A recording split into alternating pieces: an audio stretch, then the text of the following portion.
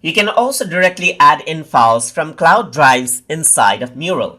So to do that, first of all, on the left side, you can click on Files, and over here you can see you can import out files from Dropbox or Google Drive as you want.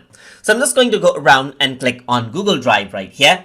And once I do that, a new window opens up where you have to sign in using your Google Drive account. So I'm just going to go around, and here it says Mural wants to have access to your Google account. So by reading the permissions right here, you can see what the Mural can do. And if you agree, you can click on Allow. And what happens is that you can directly select out files from Google Drive now. So it opens up your Google Drive, as you can see, and here I can access out different files that I may have. So I have something like drawing, which I can select and then click on Insert right here.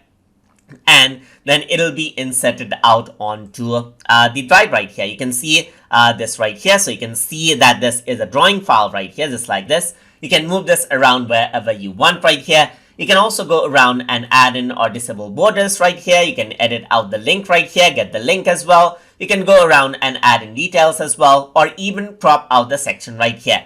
And this is there in Google. So you can see that this is a Google file right here.